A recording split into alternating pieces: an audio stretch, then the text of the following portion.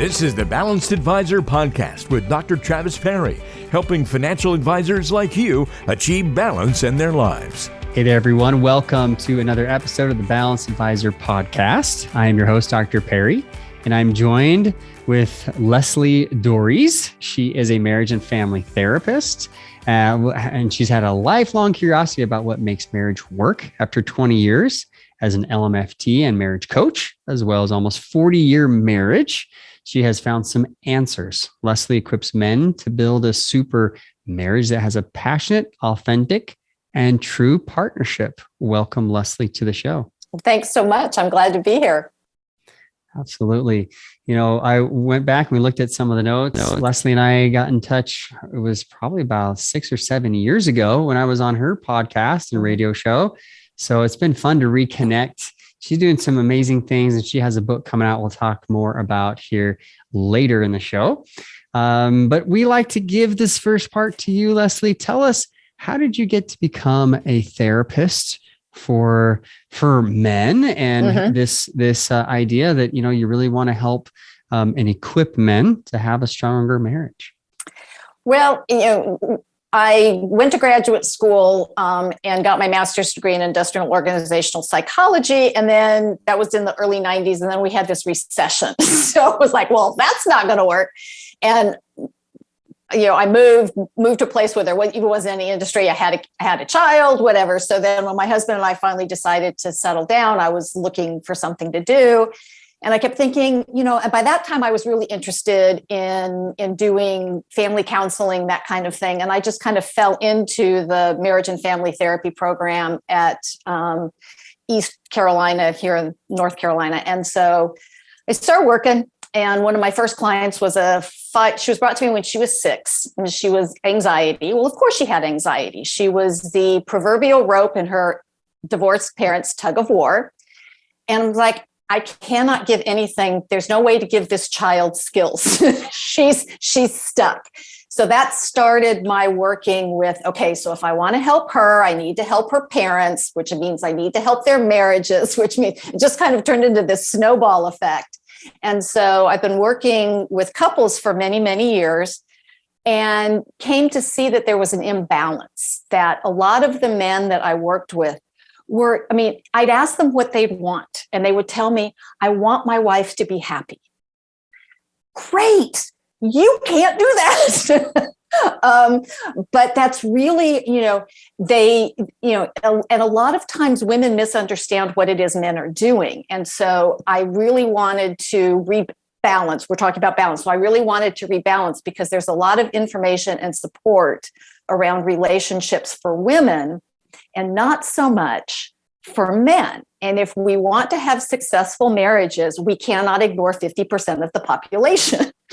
So, so I would see a lot of these men in my office, really distraught. They're terrified of losing their families, loving their wives, but not really knowing how to connect with them the way they really want to. And I went, okay, let me jump in here. And that's really how I ended up getting where I am.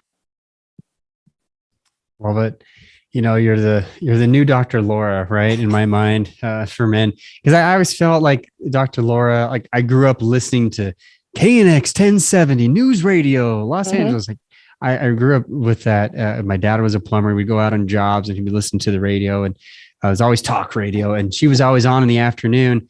She seemed like she was always talking to this male audience. And I thought, well, this is interesting. It's different. It's unique and refreshing and so needed.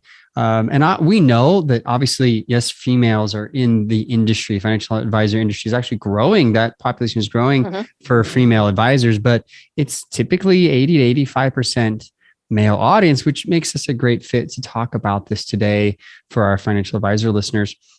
Let's talk about this meaning of balance, because from my understanding, you actually coined, your own therapy phrase, balanced family therapy, right? Right. That still is the name of my business. I've never gone back and changed it, but because it really is, we're trying to figure out how to function well. And in order to function well, balance comes in all ways. It comes in how are we taking care of ourselves physically, mentally, emotionally, spiritually? How do we be ourselves and be a partner and be a parent? I mean, it's, how do we be in the workforce and at home? And by the way, I hate the term balance between,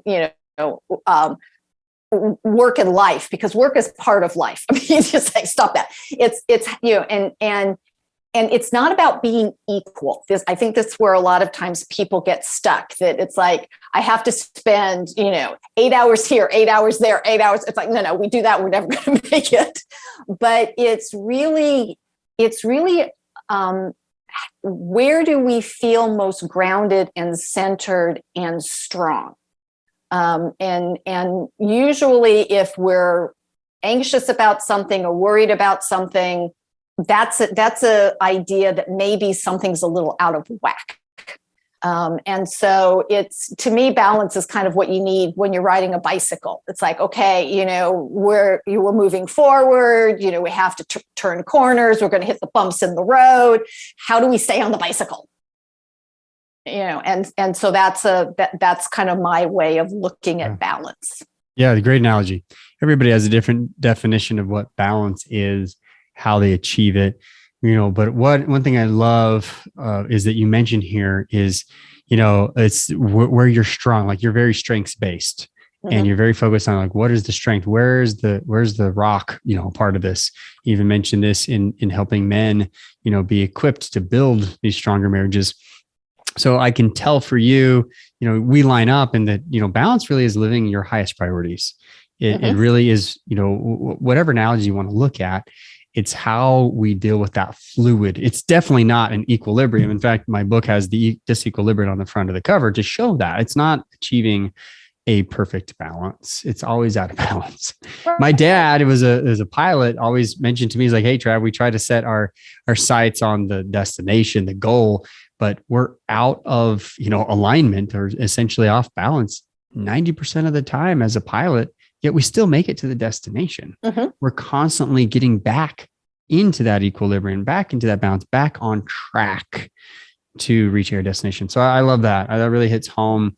Functioning well. If it's not functioning well, you mentioned anxiety. When people are anxious about something, you can tell something's out of whack. That's going to pull them out of that balance, and it can quite quickly. So we have a lot in common here. We definitely speak the same language. We had so much fun, in the pre-show.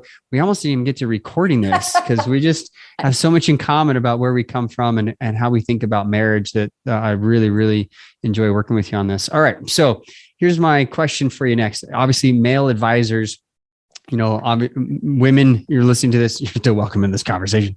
But the focus here on helping strengthen marriage with male advisors, with this audience that we're talking about today, what do you think, or how have you experienced with clients of your own, male clients who, are struggling with balance? What do you think has been some of their biggest issues with balance? Well, one of it is to really understand how we work and why we have certain things. A lot of the men that I work with are the very logical, very, the financial planners, the scientists, the engineers, this very, very, just the facts, ma'am, kind of thing. And a lot of that is because I truly believe that now it's changing, but for a lot of men, the idea of experiencing all of the emotions has been denied now. They're kind of shunted into a couple of acceptable ones.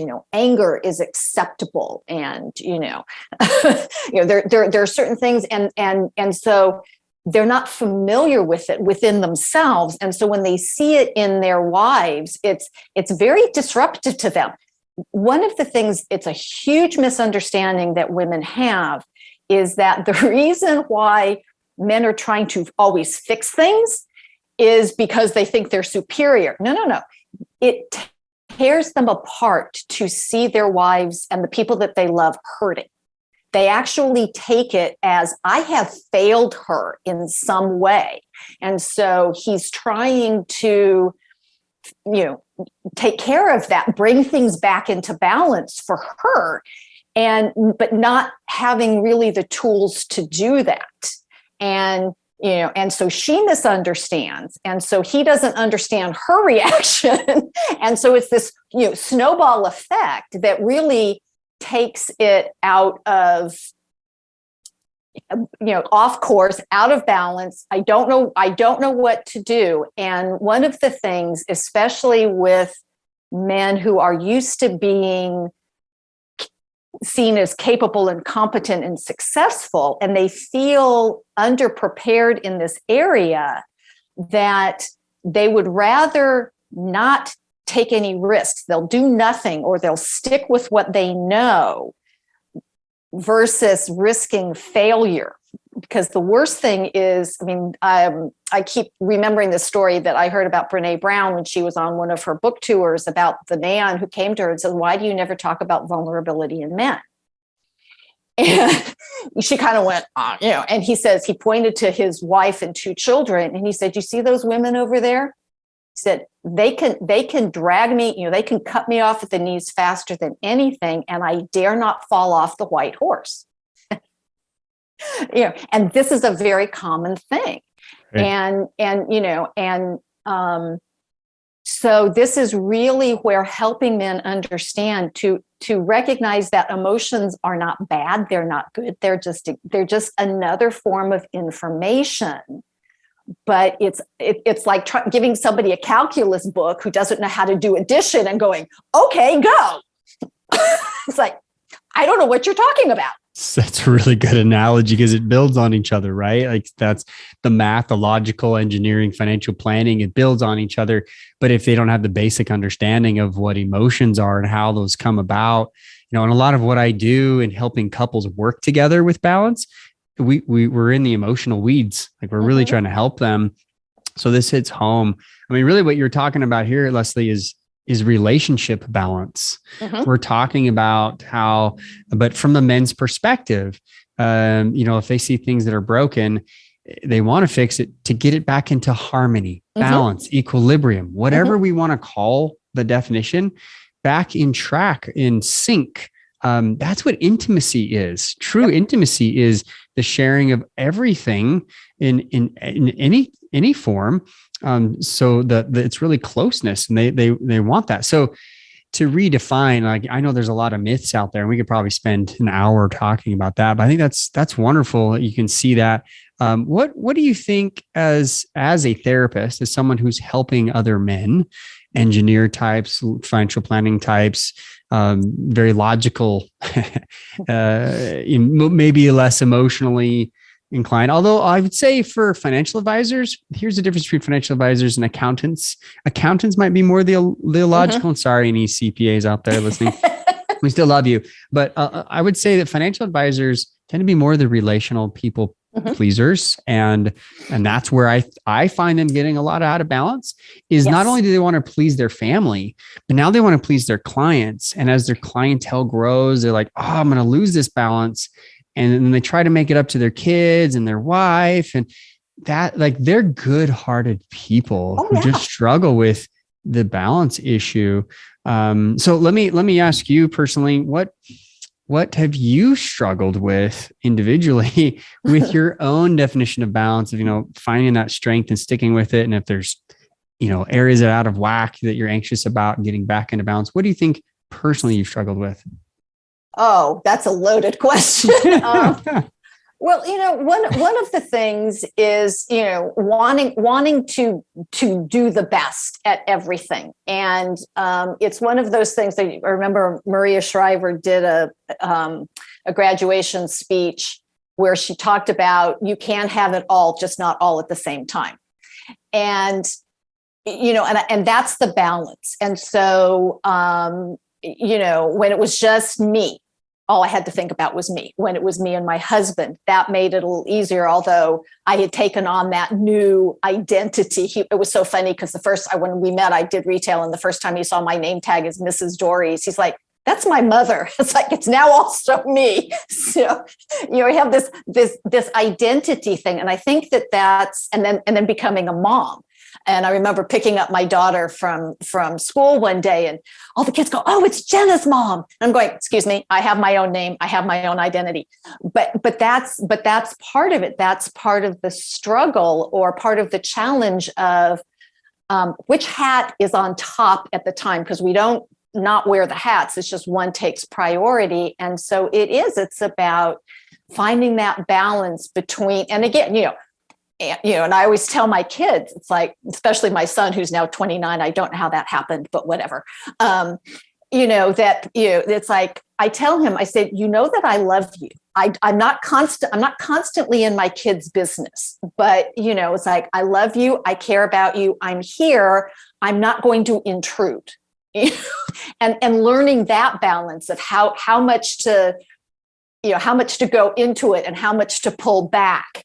And that's a balancing act. And just even working out daily routines with my husband about who's doing what when.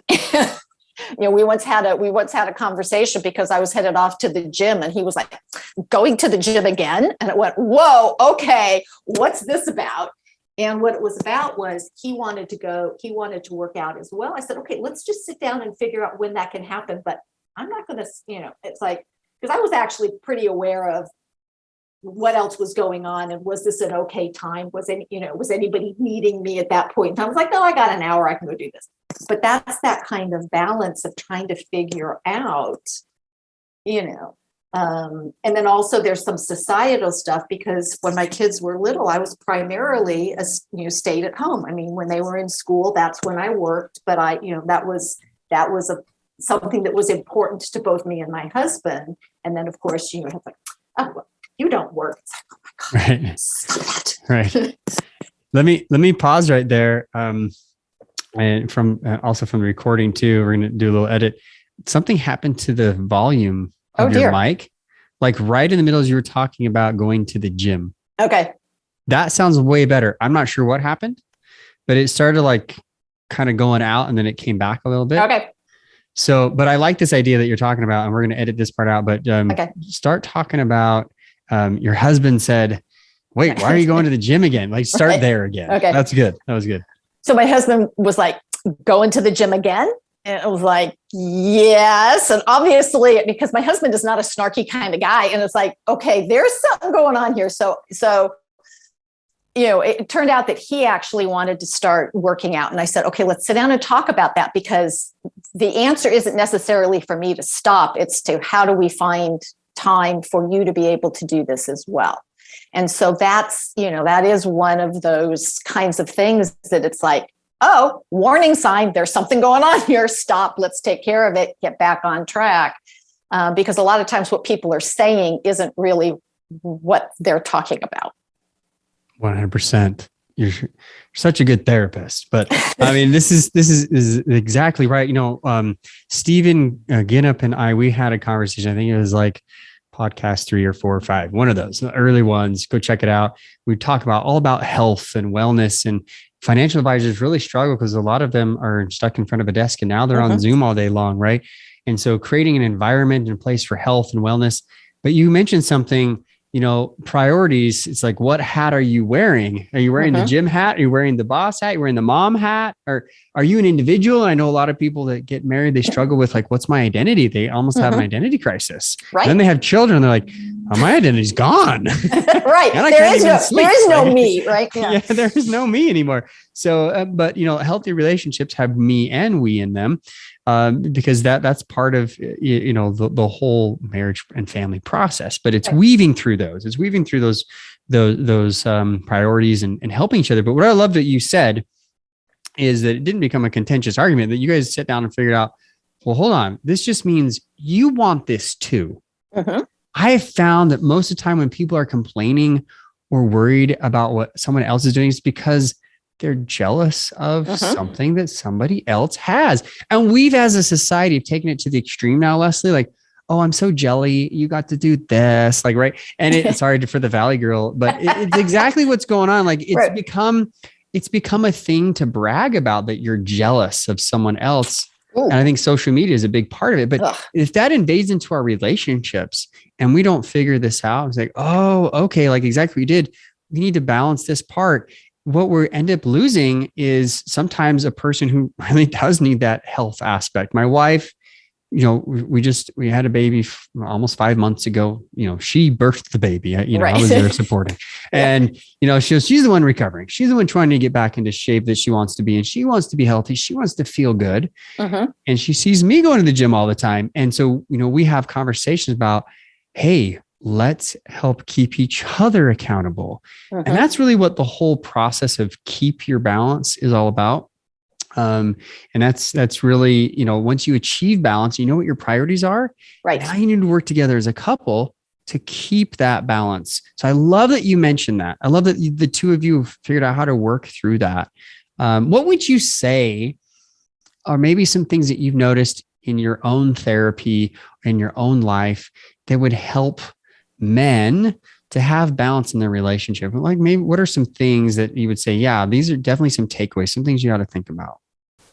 Well, I think one of the things is really, and you talked about it, it's about setting priorities, because we can't do everything all at the same time. I mean, and being clear about what needs to happen right now. And there is one of the things, and especially if we don't know how to do it, then that kind of goes, okay, since I don't know how to do it, it's going to sit on the back burner because, you know, it either takes too much time or it takes money. I mean, whatever it is.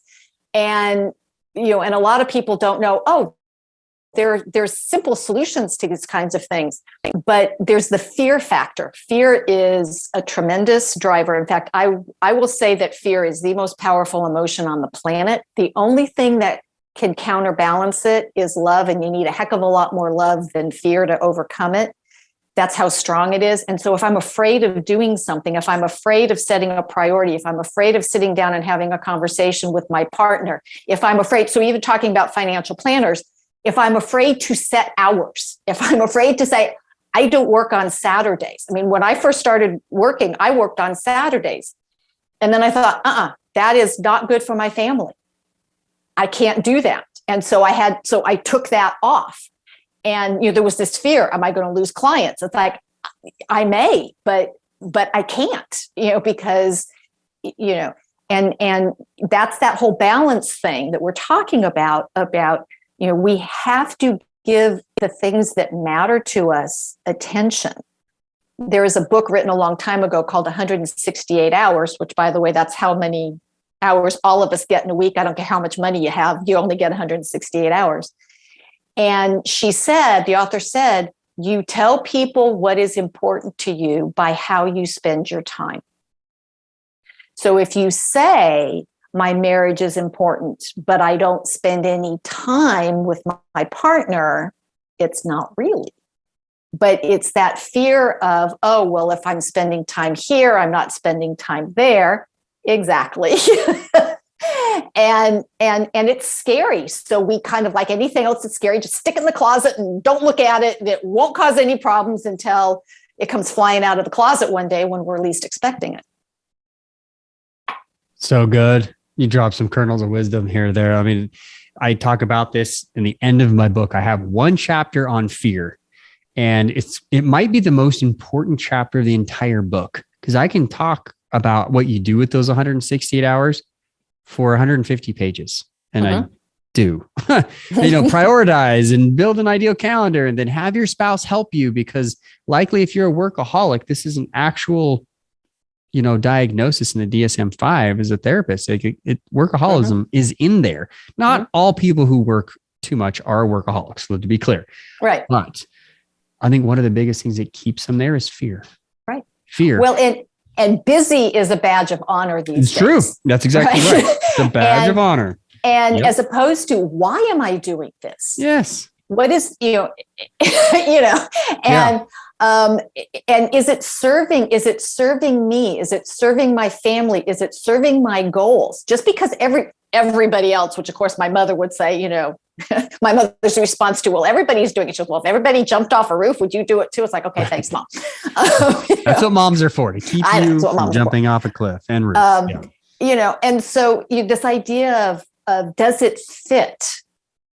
And, we can look at people. I mean, one of my best friends is very crafty.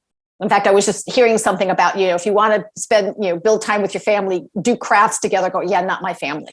But I felt less than because, she, hand made the invitations to the birthday party. And I went, yeah, that's just not me. I just had to give it up. It's just like, because if I'd done that, I would have been absolutely miserable. But we do that all the time. And so we're either doing stuff because we think we should. And by the way, should, anytime that word shows up, that's a red flag. But we should, or, we just don't know, or we're afraid to not. So we have kind of like these things like, well, I should do this, which is who says, or I'm afraid, or I don't know how. And then the fear stops us. And so we get stuck. Well, and this is exactly what I was getting to in the back of the book. It's all about, I talk a whole chapter on fear. I'm actually writing a book, less businessy, more for personal development, even religious aspects of faith, and how faith can counteract fear. And faith truly is a love. And so it's interesting, like the balance in a relationship, to get past the fear of what the other person might think or feel about you, is to love, is to get outside of oneself, is the absence of selfishness, self-centeredness. That is, people ask me all the time, like, hey, what's the cause of divorce? Isn't it money? I'm like, no, it is the number one, cause of conflict. It's the most lasting conflict. It's the most emotional, even over sex, money problems. But the cause of divorce is pride. It is self-centeredness. It is turning inward instead of turning outward. And you and I could talk about this all day, but I love you mentioned this fear, because again, you could know how to spend your priorities. You can know how to work together with your spouse to have a relationship balance. But if you're afraid to start, you're afraid to do anything about it, you're stuck, you're paralyzed.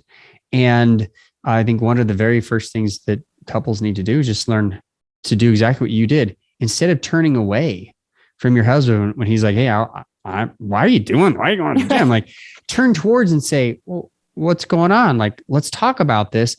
And, Dr. Gottman, John Gottman, talks about this in his book. Like, he's the number one guy out there on research on couples. And he's saying when couples turn toward each other, they're more likely to figure it out, right?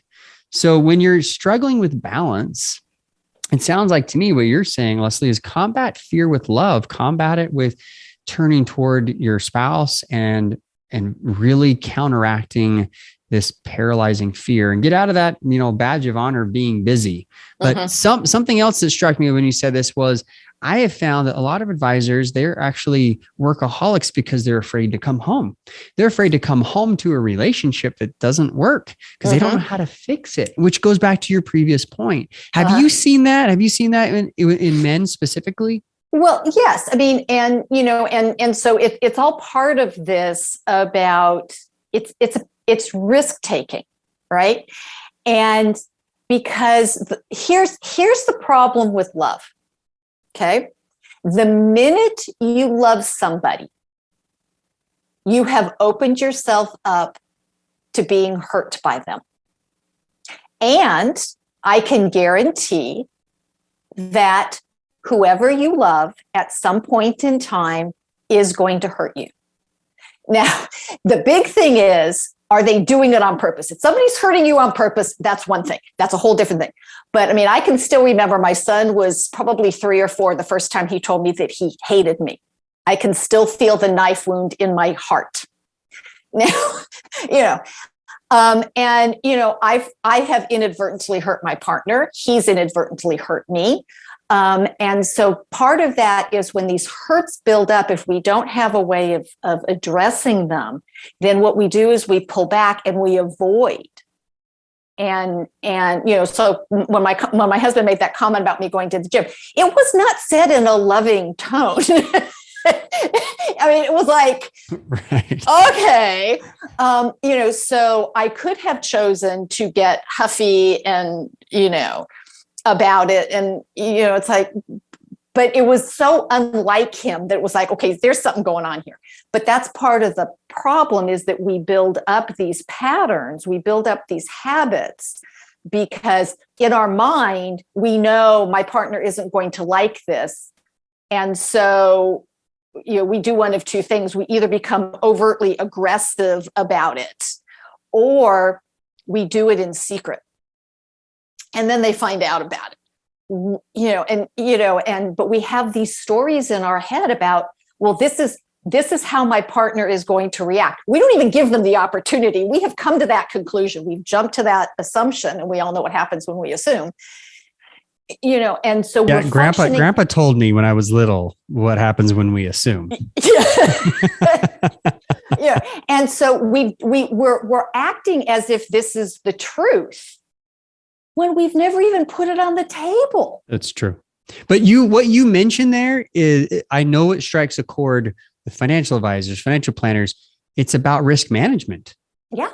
So a lot of times, and I've noticed this in Gottman's work, he talks about the four things that are bad for marriages, being defensive, the four horsemen of the apocalypse. But he said one of those is when we create a wall, and he calls it stonewalling, right? When we essentially say, I'm not going to talk to you, because if I do, I'm liable to say something wrong that you can use against me, because I've experienced this in our relationship, and it's going to be worse, and you're going to be even more upset. So I'm just going to watch the football game. And when you cool down, maybe you'll come and talk to me. But then with no communication, they found that it's worse than communicating at all. So, I mean, we can go off on this a lot, but I think you're exactly right, Leslie. Like, it really is about risk management.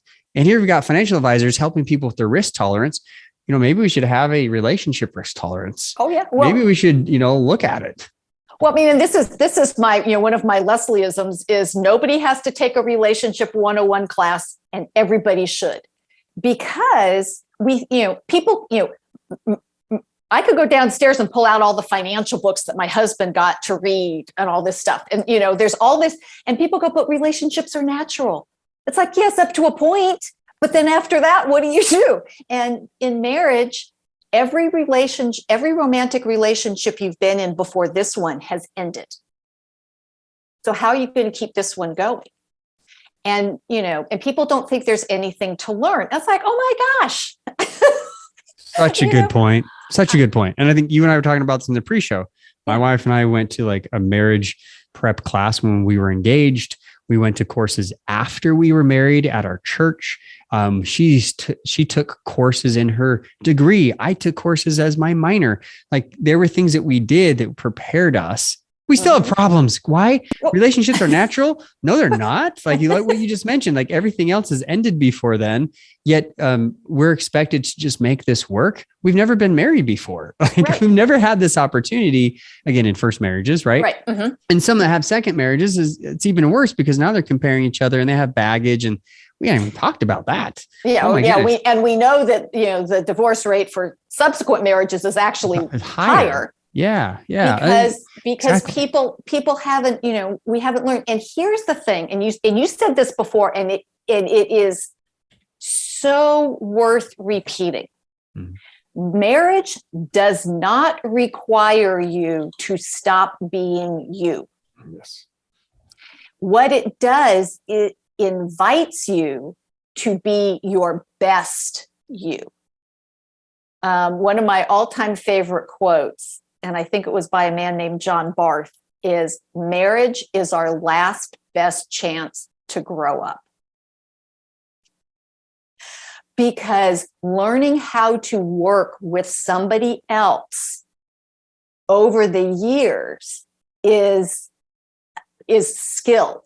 It's, the best of the best of the best practice. They work at it. They learn. Markets change, right? So we now have these things called, we now have NFTs and Bitcoin and all this other stuff. It's like, look at you go. I know. And so it's the financial. So there are people are learning about this stuff. It didn't exist 20 years ago, right? I mean, all this stuff, but somehow we think that we're supposed to not change over 20 years in experience and and it's crazy. And, marriage is one of those things where, when we have kids, I mean, I remember Colin, I never could have gotten my son potty trained without his preschool teacher. I have friends. It's like, well, what do you do here? We're on the phone, we're talking to each other, but marriage is behind closed doors. We don't talk about this. We don't talk about, or if we do, it's basically, pardon my language, just a bitch session. I'm just complaining about my partner and can you believe what they did? It's not, how do we get through this? Because pretty much every couple goes through the same kinds of challenges. There are different flavors based on the two people, but it's like, how do we combine our lives? How do we negotiate through this stuff? You want to parent the kids this way. I want to do it this other. It's like two different people trying to work together. Right. We need the help. We need all the help we can get. And, I have a PhD in family relations. I specialize in marriage and family and trying to understand human development and growth throughout this whole process. I know a lot, but that doesn't mean it necessarily translates to practice and routine. I used to teach parenting classes and I come home and sometimes I'm a bad dad. Sometimes I need to repent and be a better person. That's the whole process. And I love this. This is why you and I connect so well, Lesli. Yes. We could spend 3 hours just droning on about this stuff. And I hope advisors have enjoyed some of this.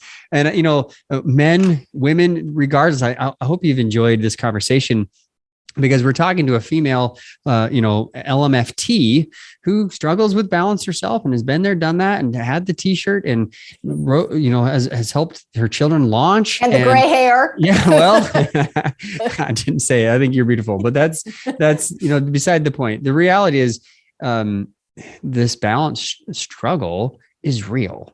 And it's the same principle here. We can have balanced relationships and we can help each other have balance.